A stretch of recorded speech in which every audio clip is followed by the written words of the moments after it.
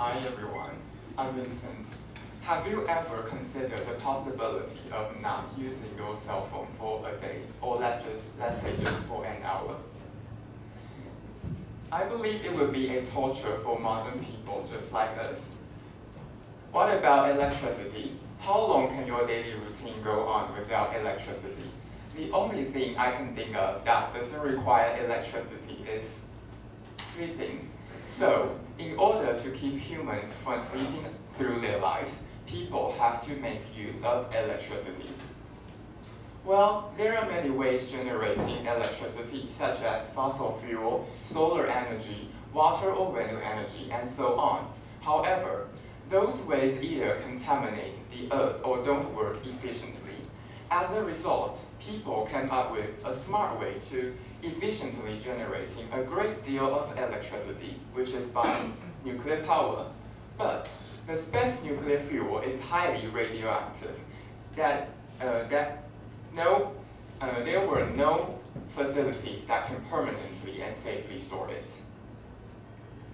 In Taiwan, nuclear waste has been dumped in Orchid Islands for many years. To protect their environment and offspring from radiation, people there have been fighting and protesting against the government. So what do? Do we have a better alternative to dispose those nuclear waste? Today, I want you to know that Finland may have a way to properly dispose nuclear waste. I'm going to give you a brief introduction of Finland's current situation of nuclear power, and then explain how exactly does Finland dispose its nuclear waste. These chart and graph are from electricity supplies in Finland from the website of International Atomic Energy Agency. They show that the nuclear power accounts for a quarter of the main types of electricity and generation in Finland. Now look at that of in Taiwan. You can see that Finland's percentage of nuclear power is slightly bigger than Taiwan. So, in order to dispose those considerable nuclear waste, last year, Finland became the first to approve the construction of world's first permanent deep underground repository after more than 30 years of efforts to find a suitable site. The facility is named Ankalo, which means cave or cavity. It is being built in the bedrock deep underground at Olkiluoto, which is an island off the southwest coast of Finland. The facility is designed to keep high-level radioactive waste, which is the most worrisome byproduct of nuclear power generation. The waste will be kept for secured at least 100,000 years there.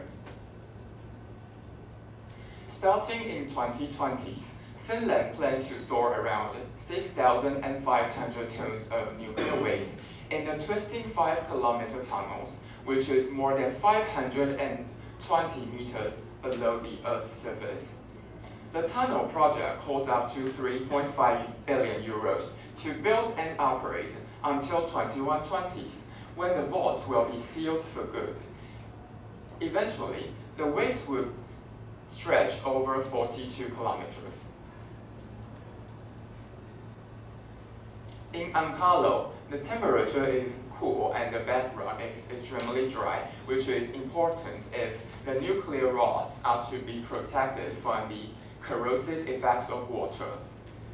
At the underground bunker, the waste will be kept secured through a system of multiple barriers. Spent nuclear fuel will be placed in iron casks and then sealed into thick copper cans like this. Thick copper cans and lowered into the tunnel. Each capsule will be surrounded by clay that will protect them from any shuddering in the surrounding rock and help stop water from seeping in.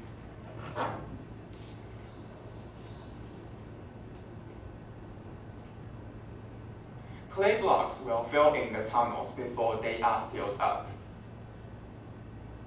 The waste is expected to lose most of its radioactivity after a few hundred years, but the engineers are planning for 100,000 years for safe.